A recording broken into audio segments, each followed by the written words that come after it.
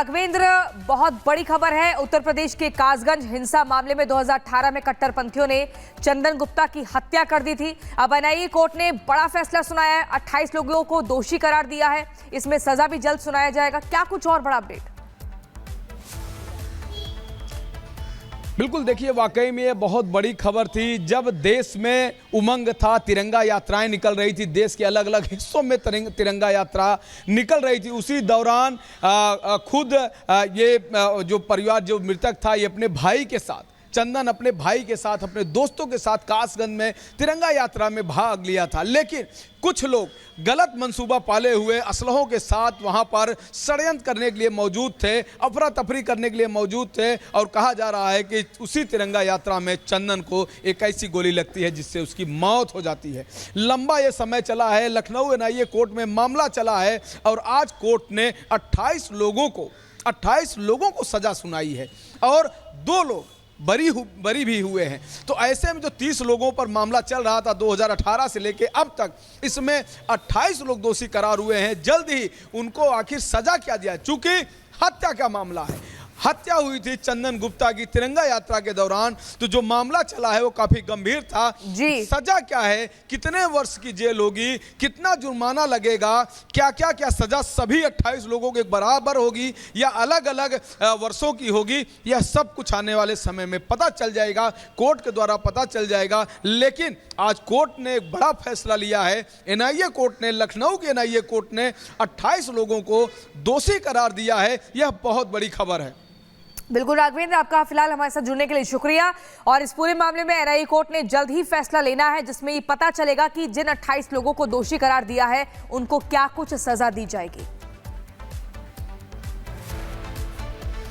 और चलिए आप बात करते हैं दिल्ली में जिस तरह से सनसनीखेज मामला सामने आया था, अतुल सुभाष की तरह पुनीत ने भी कैसे मौत को गले लगा लिया था। और इस मामले में आज आपको बता दें, बड़ा आरोप लगाया गया है पुनीत की परिवार की ओर से ससुराल पक्ष पर और केस दर्ज करवाया गया है पुलिस में। पुनीत के परिवार ने पुलिस में ये शिकायत की है कि ससुराल पक्ष प्रताड़ित करता था पुनीत को और इसीलिए उसने ये कदम उठाया।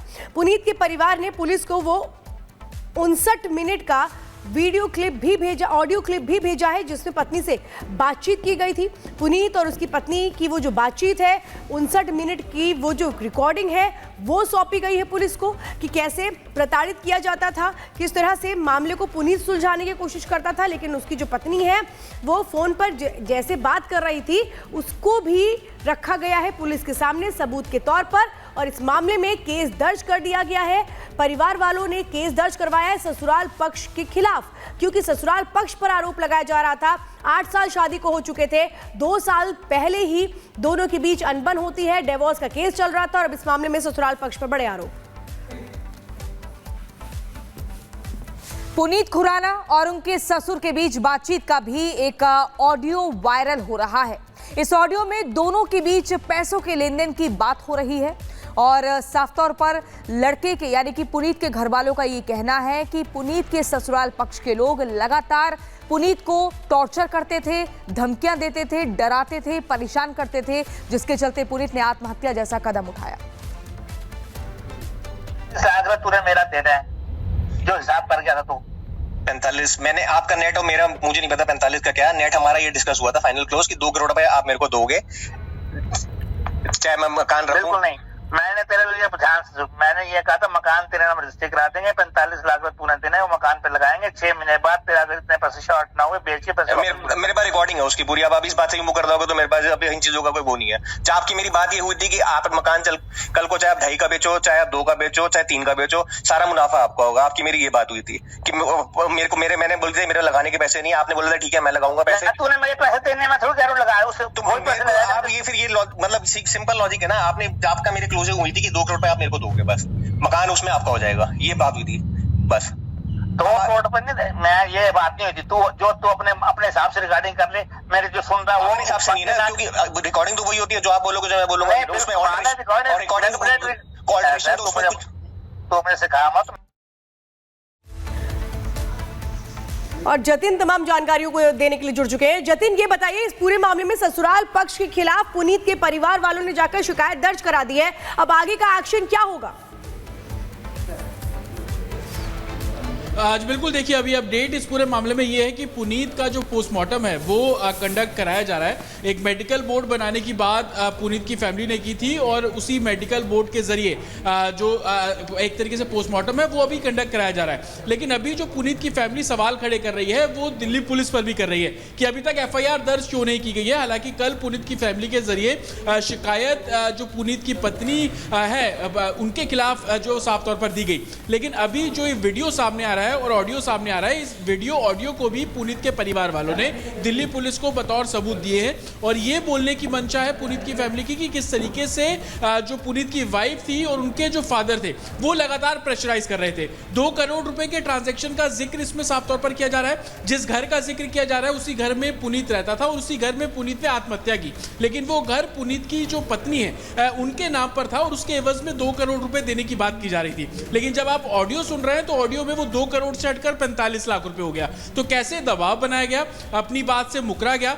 पुनीत के परिवार वालों का साफ तौर पर कहना है कि एलिमनी के तौर पर जो पैसे डिवोर्स केस के दौरान दिए जाने थे उन पैसों को लेकर भी बाद में एक तरीके से पहले सहमति जताई गई और उसके बाद उसको इनकार कर दिया गया। तो कहीं ना कहीं वो एडमिनिस्ट्रेशन से भी खफा था कि एडमिनिस्ट्रेशन के सामने जो पैसा तय किया गया था उसके एवज में जब बात फाइनलाइज होती है तो कुछ और पैसे की मांग कर ली जाती है और इसी होप को उसने खोया और उसने आत्महत्या कर ली। हालांकि पुनीत के जो परिवार वाले हैं वो लगातार पुलिस से इसी बात को लेकर गुहार कर रहे हैं कि सबसे पहले पुनीत की जो पत्नी है उनके खिलाफ मुकदमा दर्ज कराया जाए। पुलिस का साफ तौर पर कहना है कि दोनों पक्षों से शिकायत अभी पुलिस को मिली है, चाहे वो पुनीत की फैमिली के जरिए हो या जिनके ऊपर एलिगेशन लग रहे हैं उसकी फैमिली के जरिए भी पुनीत पर जो कार्रवाई है वो संभवतः यहाँ पर करने की बात की गई है। हालांकि इन दोनों ही मुद्दों में दिल्ली पुलिस का साफ तौर पर कहना है कि दोनों ही चीज़ों को एग्जामिन किया जाएगा और उसके आधार पर जो भी चीज़ें सामने आएंगी उस आधार पर FIR दर्ज कराई जाएगी। हालांकि अभी जो पोस्टमार्टम कराया जा रहा है, पोस्टमार्टम रिपोर्ट आने के बाद भी बहुत सारी चीज़ें क्लियर होंगी और जब वो चीज़ें क्लियर होंगी उसके आधार पर पुलिस आगे क्या कुछ एक्शन लेगी वो देखना होगा। जी जतिन, पुनीत के परिवार वाले लगातार ये बात कर रहे हैं कि जिस तरीके से दबाव बनाया गया उसको लेकर जो कार्रवाई है वो साफ तौर पर की जाए और उसी के एवज में वो FIR दर्ज कराने की बात कर रहे हैं। आगे भी आपसे अपडेट लेंगे इस पूरे मामले में जिस तरह से एक्शन हो रहा है, उससे जुड़ी कई और बातें भी हैं, उसके लिए सीधे रुक करेंगे प्रियंका का। और इसी बीच देखिए, पुनीत के परिवार वालों का पक्ष आपने सुन लिया है, लेकिन वहीं पुनीत के ससुराल वालों का तर्क कुछ और है, वो कुछ और थ्योरी दे रहे हैं। क्या कुछ उनका कहना है वो आपको सुनवाते हैं। शादी के बीच में प्रॉब्लम होनी शुरू हुई, डिवोर्स की बातें शुरू हुई, वो कब हुआ? कितने सालों तक जो रिलेशनशिप था वो स्मूथ था? कुछ मंथ्स ही स्मूथ चला था, उसके बाद से थोड़ी बहुत कॉन्फ्लिक्ट्स, थोड़ा बहुत लड़ाई झगड़ा, चलो वो हमें था कि ठीक है हर हस्बैंड वाइफ में हो जाता है, कोई बात नहीं, फॉर द टाइम सेटल हो जाएगा, एक दूसरे के साथ एडजस्ट कर जाएंगे, सब ठीक हो जाएगा। But nothing changed, all it became worse and worse. तो क्या वो धमका रही थी? किस बात को लेकर के धमका रही थी? पहले नहीं बनी आपस में, उसको मेरे पेरेंट्स के साथ नहीं रहना था, मेरे मम्मी पापा से भी बहुत बदतमीजी से बात करती थी, कभी उन्हें पूछती ही नहीं थी, सब कुछ था, उसको नहीं रहना था। तो मेरे भाई ने डिसाइड किया कि चलो ठीक है कोई बात नहीं, पापा मम्मी से अलग रह लेते हैं। उसको छोड़ के इन दोनों ने अलग रेंट पे हाउस वहाँ रहना शुरू करा। कुछ टाइम वहाँ रहे, उसके बाद भी इनकी लड़ाइयाँ नहीं ख़त्म हुई और आपस की अंडरस्टैंडिंग्स भी ख़राब होती गई। फिर around 2 years back from now वो इधर इस घर में पापा मम्मी के साथ रहने लग गया था अलग से, और वो अपने पेरेंट के साथ रहने लग गई थी। उसके बाद फिर इन लोगों का आपस में डिसाइड हुआ कि हम म्यूचुअल डाइवोर्स लेते हैं। तो जिसका first notion according to their agreements की व्हाट दे डिसाइडेड ऑन कि हम ये करेंगे, 30 सितंबर को फर्स्ट नोशन साइन हुआ जिसमें दोनों ने साइन किए और सेकेंड नोशन की डेट अब हमें मिलने वाली थी। तो जब डिवोर्स के पेपर्स फाइल हो गए थे तो फिर ये सुसाइड कमिट क्यों किया? इस तरह की एक्टिविटी क्यों हुई? मतलब एक्सट्रीम स्टेप क्यों लिया? उसके बाद फिर वो मैंने आपको बताया, शी डिनाइड कि मुझे फर्स्ट नोशन भी मंजूर नहीं है। फिर साइन क्यों किया अगर मंजूर नहीं था? ये वो बताएगी ना क्यों किए थे। नहीं कि मुझे मंजूर नहीं है, सेकंड नोशन तो मैं साइन करूंगी नहीं क्योंकि मेरे लिए तो फर्स्ट नोशन भी बेकार है, मैं ऐसे कैसे सब कुछ छोड़ दूंगी। क्या डिमांड किए थे, क्या मांगे क्या थी उनकी? सब डिसाइड हो गया था। क्या था? इनके 2 बिजनेस, 2 काम थे जिसमें से एक फॉर गॉड्स बेक ये डिसाइड हुआ था कि पुनीत को मिलेगा और वुडबॉक्स कैफे जिसका ब्रांड है वो मनिका को मिलेगा। इस बात पे दोनों ने साइन कर दिया। ये मुझे एक चीज़ और बताएं, इसके अंदर 48 घंटे हो चुके हैं, अभी तक जो है FIR फाइल नहीं हुई है, क्यों? ऐसा क्यों हुआ है? ये क्वेश्चन हमारा पुलिस से भी है। हम खुद बहुत परेशान हैं कि क्यों नहीं किया जा रहा है ये सब। एफआईआर के लिए हम बोल बोल के थक गए हैं कि हमें एफआईआर करवानी है। अभी तक उन्होंने कल भी हमें टाल दिया, परसों भी हमें टाल दिया कि अभी नहीं होगी। एक प्रोसीजर होता है वो फॉलो होगा, तब उसके बाद होगा। एफआईआर होनी चाहिए, पोस्टमार्टम होना चाहिए। हम कब तक उसकी बॉडी के लिए तड़पे? हमें नहीं चाहिए। किस लिए ये जस्टिस, किस लिए ये लॉ? अगर वो हमारे को इस चीज में हेल्प आउट नहीं कर सकते हैं, सिर्फ एक अपने प्रेशर से, या क्या किया उन्होंने? क्या मतलब, I don't know, I want the reason. मुझे इस क्वेश्चन का आंसर चाहिए, नहीं तो मैं जाके पुलिस स्टेशन बैठ जाऊंगी और मैं वहां से नहीं उठूंगी। मुझे ये एफआईआर आज चाहिए, तो मतलब चाहिए, बस। Enough is enough now.